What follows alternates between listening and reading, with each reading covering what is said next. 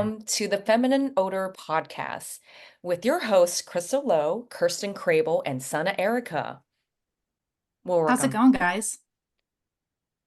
very good. Crazy week, crazy April, but I'm happy to see you guys. How about you?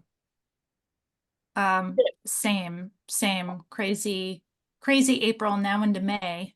Yeah, I was like, Crystal, Um, I'm actually hmm. concerned about your crazy if you still think it's April. Oh my gosh. See, I don't even know what day it is. Amazing. Thank goodness I have you guys. Did you get your hair cut, Kirsten? Yeah, it's just Looks good. I just got out of the shower too, so it's a little damp, but yeah, I got a cut last week. I love Nice. it. It's part of my discussion prompt for today. I love. Well, do you want to start it? Do you want to start with the questioning? Sure, yeah. Do you guys think hair have feelings? That's a great question. I guess I can start while you guys think about it. Yeah. I think so. I think we all change our hair based on what's going on in our lives. Mm. For me, I cut I usually have long hair, but I cut it because it made me feel like stronger and more confident and also like just more freer. Yeah, Just feel like a badass. I like it.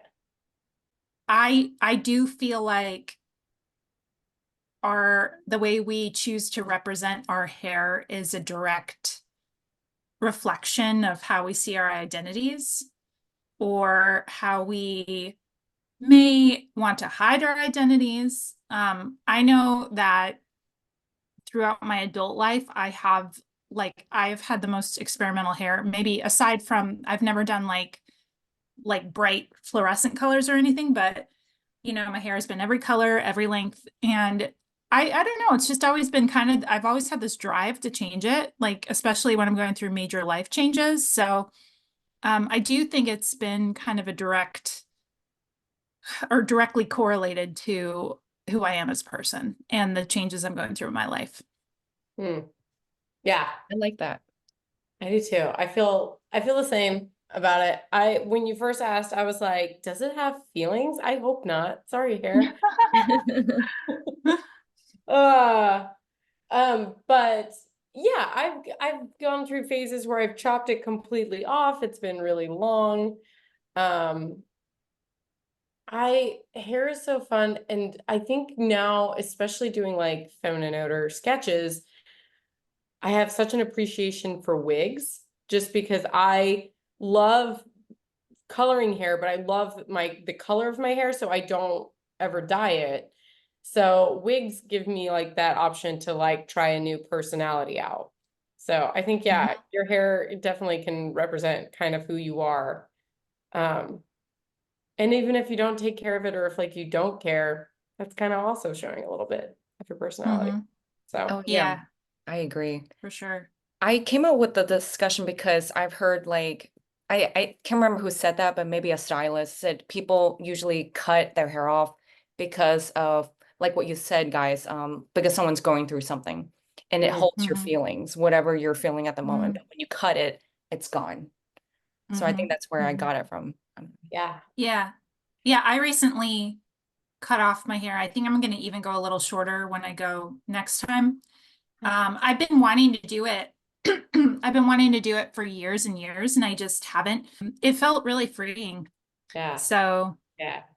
But yeah, it's good. I like your short hair. It's a good look for oh, you. thanks. I'm fighting with it right now because we went to the pool and I wore a swim cap, but it's just like, Oh, I thought you anyway. styled it that way. Yeah, Real I was like, it funky. kind of works. This Very is like this is this. half styled, half not cooperating, but When you since you have sh the shortest hair out of everybody, when you wake up in the morning, is it hard to fix it? Do you get bedhead or is it just easy? Just get up, shaking. honestly, when I wake up in the morning, it's my favorite because I feel like the bed head does good things to this cut.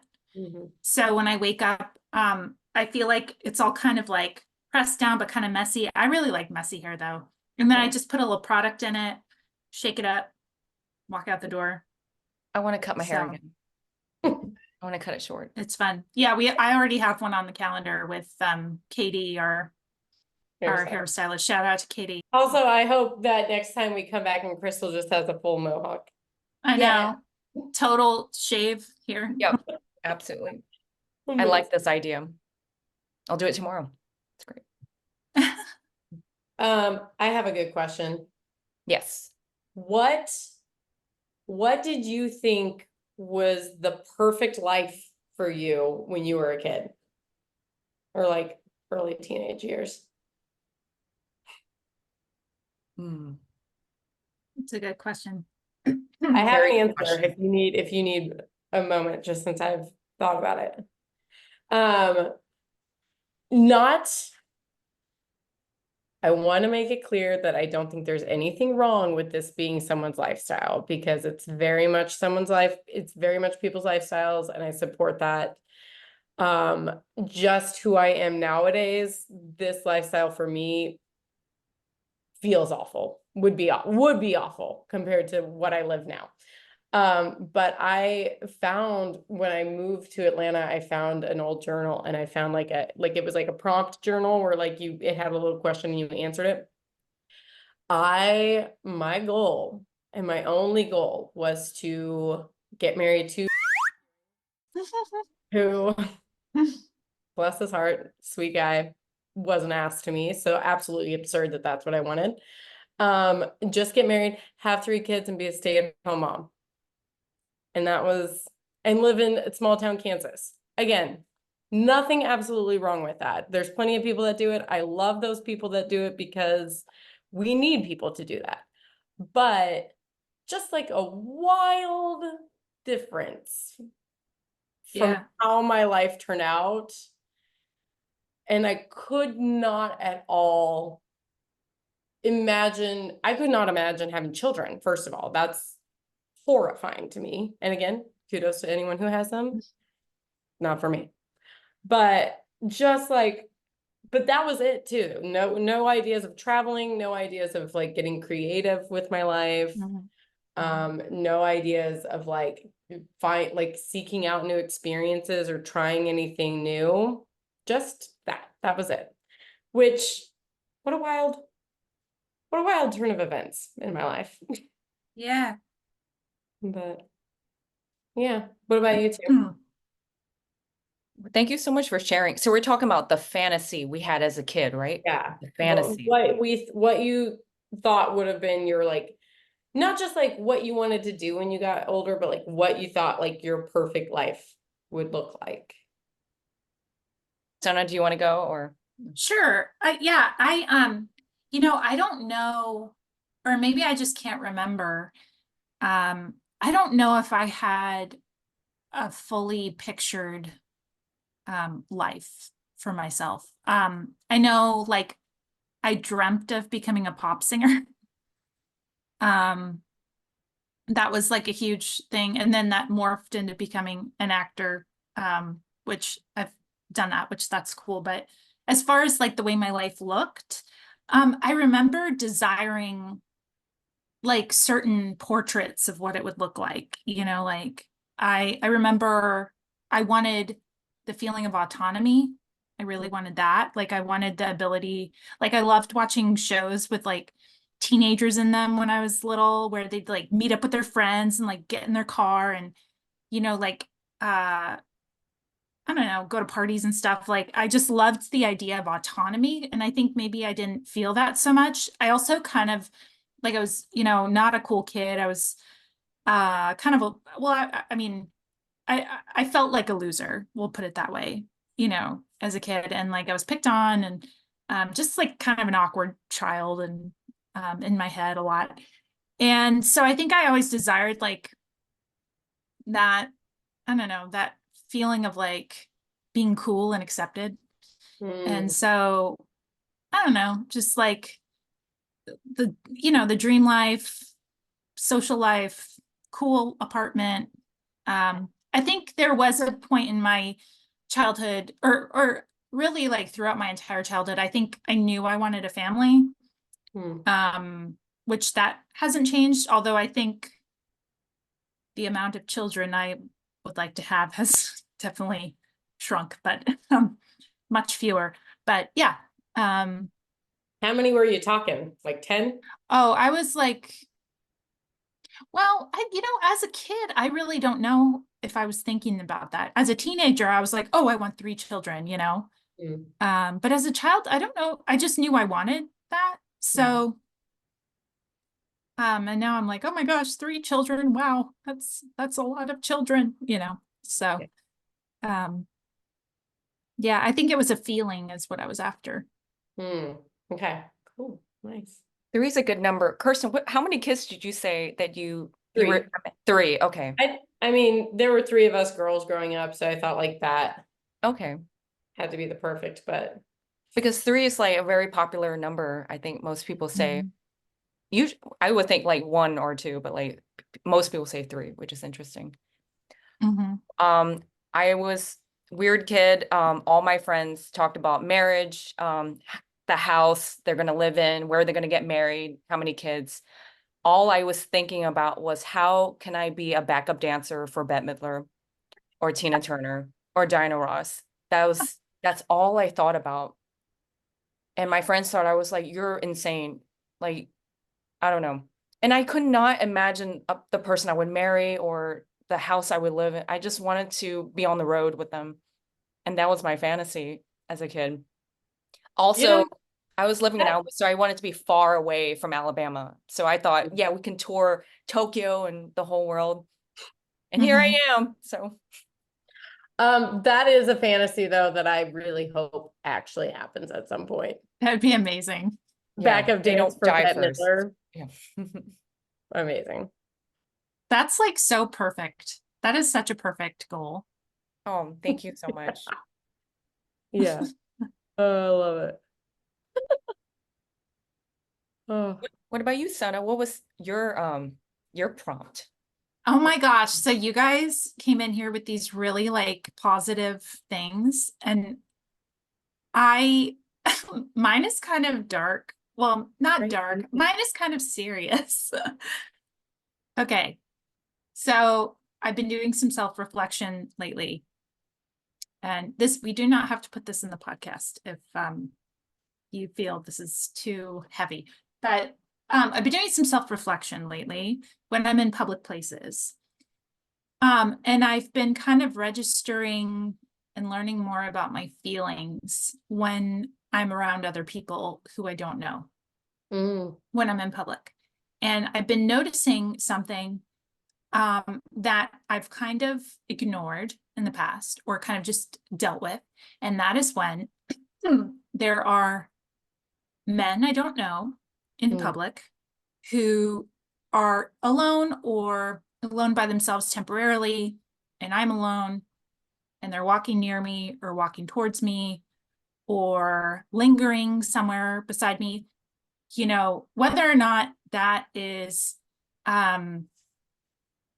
intentional or not, I feel I kind of brace myself to maybe like be talked to or looked at or, all of the above.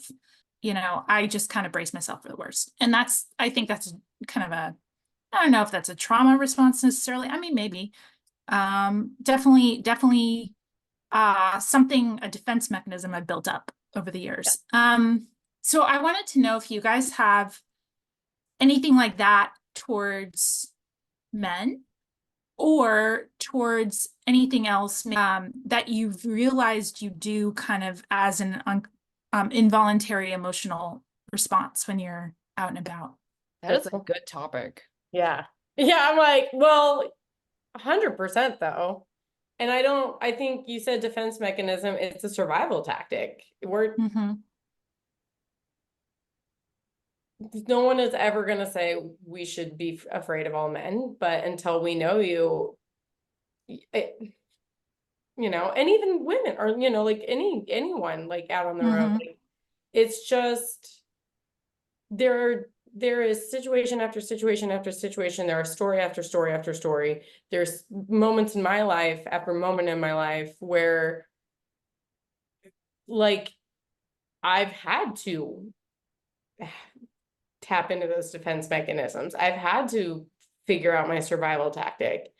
And, I think, and like you both are this way too, just knowing you that we're never going to judge to the point of not allowing someone to change that point of view on them, which I think is important. But like, I don't know, I think as a woman specifically, yeah, I'm constantly thinking of that. If I am out and you are a man and you are anywhere around me, I am very aware of you, and I am very aware of what you are saying. I am very aware of what you are doing. I'm very aware of how close you are getting to me, because I'm not messing with that. I don't have. And again, I would gladly change my perspective of you if you, present yourself in a way that, can change that. But yeah, that 100% is something that I always have going out. And I don't know about you guys, but maybe, and I know the sketch on Feminine Odor recently kind of dealt with this, men talking to women in public. And then I made a sketch, actually, remember when I was like, I think by osmosis, I made a sketch that was sort of like that sketch. And I feel bad because I didn't mean to copy it, but yeah, I made a sketch about like men who just find reasons to talk to women in public, and that's something I found. And then that's also kind of murky territory, because you don't want to be like, don't talk to me, especially if they say something nice, but also like, but why are you, why must you comment on my dog? I know he's adorable, but why? He's a Boston Terrier. Have you never seen a Boston Terrier in your life before? If you haven't, I'm so sorry for you. But I'm just walking him, The going on a walk. Like, I love, that's my form of exercise that I want to do. I like power walk. I love to do that. And I have not done that as much lately because it's just, I don't want to talk to anybody. It's like my chance to get out of my head and just like go enjoy like being alone. And like I won't wear deodorant. I won't shave my legs or my armpits. I sometimes won't even brush my teeth when I do this, like I have those things. I like wear frumpy clothes, which is absurd that I have to go through those measures just so that someone doesn't talk to me. And they still like, I will still get hollered at. And it's like, what I don't care. I don't care what you're doing, if you genuinely think I have a cute outfit on, I get it. Like, that's fine. But I know I don't. Like, don't talk to me. I look like a schlub, like, for a reason. Like, I don't know. It's, to me, it's difficult because there's some guys who mean well, and then others, they just feel like hey, I need to talk to you while you're by yourself in the middle of nowhere. Not safe. Not great. Not a great feeling. Also want to yell. But also, if depending on the person, if you say, hey, I'm busy or something, I need to go, and then this fuel of anger will come out of this person, like, and then they just need to ask you more questions, why you need to go, why you need to leave. I don't know. Not fun. Not everyone's like that. Yeah. It is. Yeah, But it's hard to gauge. You can't. You what? It's hard to gauge. I just rather leave. Yeah. Or just even like, I don't know, I've been at bars with friends or restaurants with friends where men will come up and it's just like, do you see us having a conversation or you see me reading a book? Like, what part of that is like, please, all I want is to have a conversation with some random man I don't know. Like, I get it. You think I'm attractive or you want my number, you want my friend's number, whoever, whatever the situation. There are ways. Hi, I think you're good looking. Here's my name and number. I would love to buy you a drink. Holler at me if you want. Out, right? That is not rocket science. That's not hard. But yeah, it does man, getting told no is a wild thing for some men to understand. Yeah. Or reading body language, that's like, I'm not into this. Yeah. The more awkward, the better. Like what you said, Kirsten. Yeah. I like what you said, like, I like you. Here's my number. If you ever want to get drinks, just let me know. Nice to Yeah. meet you. Bye. I don't know. It's just, it's not In rocket case you can't read the room. I don't know. science. Yeah. But I also like to like gremlin up too. Like if it's like really bad, like me? not, Mm. I'm just like, it's like I will out creep you. Don't worry. Yeah. Like, I will freak you out. Totally fine. I could be known Good as prompt. I like that question. It was very, very thoughtful. Oh, I yeah. don't think thank I've you. ever talked about it with many people. So, oh wait, we made Yeah, a well, video about it. What am I talking about? And you didn't copy a Sana. I think a lot of women is going through this. So I feel like yeah. there's so many videos about that topic. Yeah, I think mine was a little different because Mm-hmm. the feminine odor one was about smiling, Yeah. right? And It Yeah. had way goofy. started that way and like turned to more like compliments, but yeah. Compliments. Yeah. Yeah. Mine was just like, yeah, mine was similar, but it's fine. It's fine. Great minds think alike. Yeah. Or maybe I just it just stuck in my brain and I was like, oh, I have the best idea that I came up all by myself. Oops, I plagiarized my friends. I love it when people comment, hey, did you see that other video? Almost similar. Like, I don't know. I had that on TikTok. I was like, okay, Probably. cool. It's like, well, there's a lot of ubiquitous ideas that we all have because we are Yeah. humans. Yes. But yeah, I don't know. It was self-reflection. I just realized I kind of clench up like that. My butt cheeks go when I, Yeah. maybe that's gross. I don't know. But No. No, I think that's just what you need to tell them if they're making you feel that way. You're making my butt cheeks clench. Sorry. yeah, and not in a good way. Yeah. Not like my morning poop, which is the most enjoyable part of my day. Yeah. Amazing. But I feel like as an adult, there are so many things that I'm like, man, I believed that for so long and why? So what is like a truth that you believed as a kid that turned out to just be someone's opinion? Oh, I have a good one. Do you want to go first, Kirsten? No. Let's hear Okay. it. So when I was a kid, and I was like kind of a weird creative kid. Like I was very much like writing stories and like I was obsessed with like sewing clothes and like art projects and just always kind of doing stuff like that. And I wanted to be a pop star, as was formerly stated. Yeah. I wanted to be a Spice Girl. Wanted to be the sixth Spice Girl. Anyway, so I had this kind of idea from adults in my life that that creative drive was going to go away when I was an adult.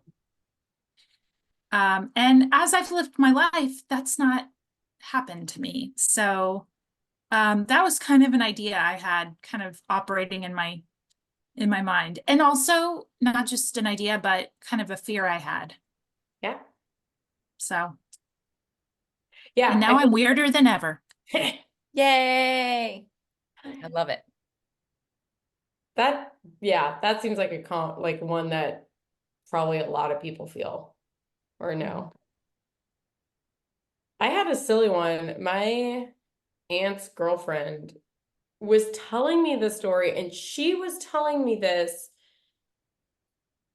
to like basically do what this is. Like she was telling me how she hated the color red for so long because I don't even remember the full details, but like they had their favorite, like as kids, they had their favorite red ball that like got stuck up on a roof or something. And so they all decided to hate the color red and like how absurd that was.